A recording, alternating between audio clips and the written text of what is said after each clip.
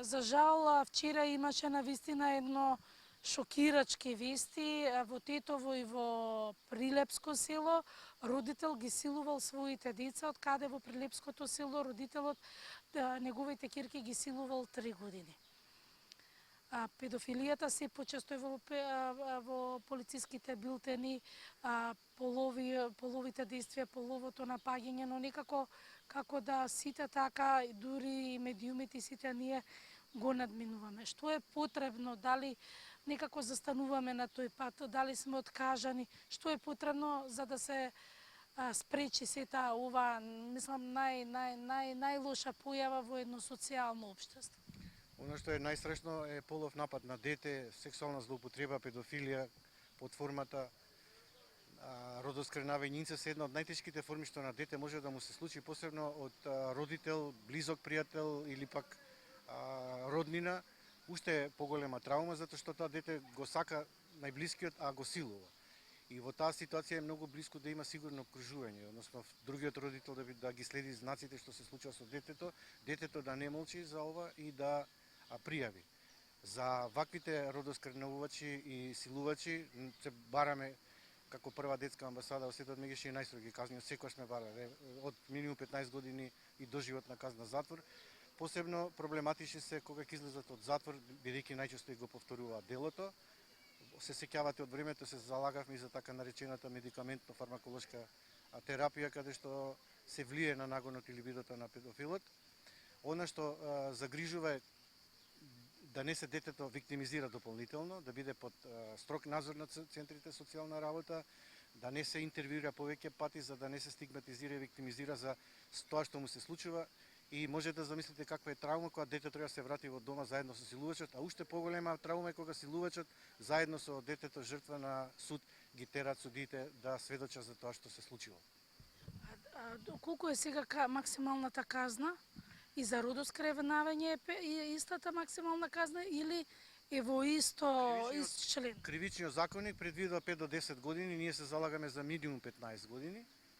И се залагаме за повисоки казни затоа што сметаме во моментот, бидејќи нема подобра ресоциализација на педофилите, нема сигурен третман за кога се на слобода, казната затвор е на сигурно место и помалку шанси има да се повтори делот.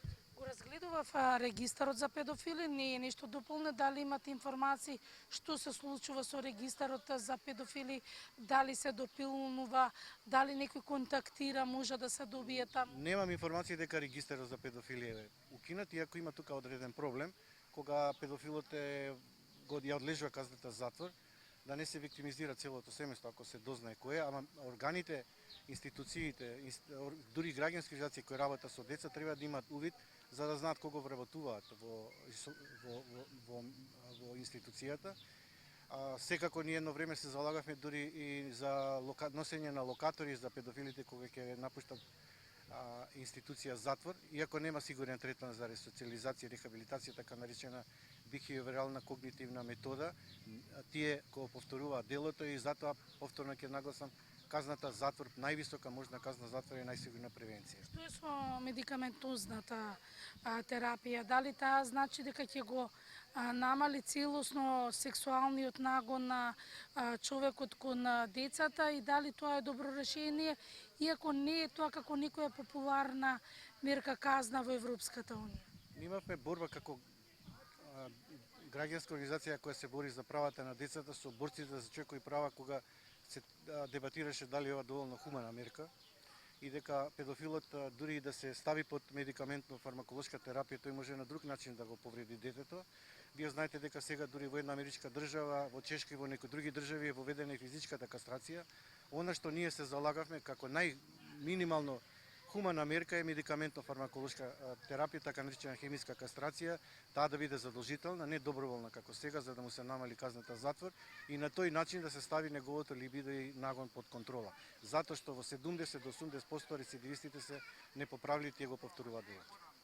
Дали сте имале пријава скоро вие како меѓаши за дете кое што е сексуално нападнато или од неговото семејство? Па на Ало Бушавко има на 5 или 6 место обично се пријавуваат деца кои биле сексуално вознемирувани, но не нападнати од својот родител, како во овие два случаи инцест или родоскрнавање.